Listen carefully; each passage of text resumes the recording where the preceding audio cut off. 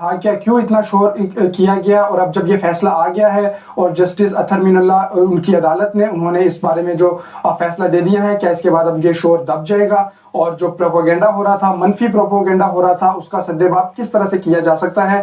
میر اکرام صاحب، آپ ہمارے ساتھ ہیں، آپ کا کافی آنا جانا بھی ہے سندھ کے مختلف علاقوں میں، رحیم یار خان جو 7 علاقے ہیں تمام، کیا یہ ایشو تھا؟ کیا کس طرح سے ڈیولپ ہوا؟ اس بارے میں بتائیے گا. بڑی ڈیٹیل جائزہ لینے کی ضرورت ہے، کیونکہ یہ معاملہ پاکستانی شہری ہیں، ہندو ہیں، سکھ ہیں، کرسچن ہیں، جو بھی ہے وہ مذہب سے ہٹ کے پاکستانی شہری پہلے ہیں اور تمام حقوق ان کو وہی حقوق حاصل ہے.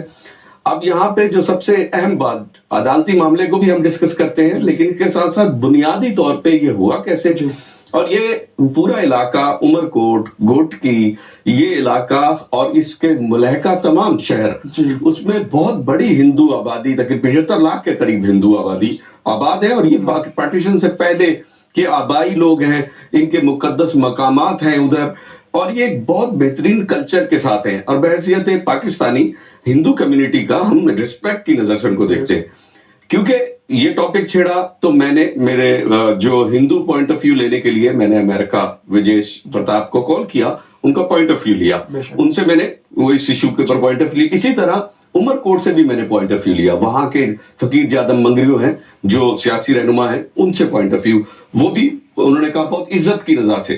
وہ کہتے ہیں ہم ہندو کمیونٹی کو بہت عزت کی نگاہ سے دیکھتے ہیں، منگریو صاحب نے کہا. اچھا، جو اہم ترین بات ہے اس کیس میں سر، دیکھیے یہ پہلا واقعہ نہیں ہے، اس میں بے تحاشا واقعات ایسے پہلے ہو چکے ہیں. اب فگرز مجھے نہیں معلوم، وہ کہتے ہیں کہ یہ 25 کے قریب واقعات مہینے کے حساب سے سامنے آ جاتے ہیں ایسے.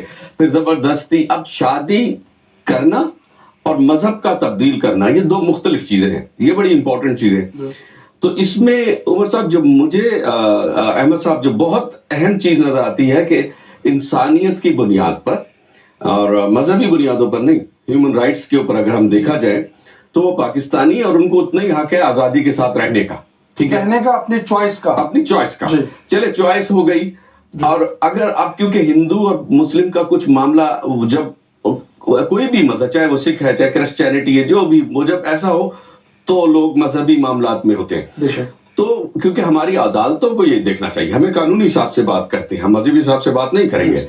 قانونی مطابق یہ ہے کہ عدالت جو بھی مسلم میرج ایکٹ ہے اس کے اندر کئی قوانین موجود ہیں، جو سندھ کے اندر کم عمری کا بھی ایک قانون ہے کہ اس عمر سے کے اندر وہ شادی نہیں ہو سکتی. پھر بلوغت کا معاملہ ہے، پھر اس کے ساتھ ساتھ ان کی میڈیکل رپورٹ اٹیچ کی گئی. پھر ان کے پیرنٹس نے کہا، اس میں ایک دعویٰ یہ بھی کیا گیا کہ ان کو اغوا کیا گیا اور ان کو پھر بیچ دیا گیا، اور بیچنے کے بعد زبردستی، یہ ان کے دلائل جو ہے.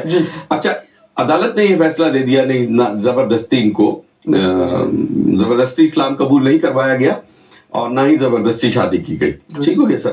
میری ذاتی رائے کے مطابق جو میں سمجھتا ہوں، اس میں کچھ جلد بازی کی گئی، کچھ اس کو دونوں طرفوں سے، کیونکہ ابھی جو کمیٹی عدالت کی بنائی گئی، اس میں مجھے اعتراض ہے کہ یہ ان میں ایک بھی ہندو موجود نہیں ہے.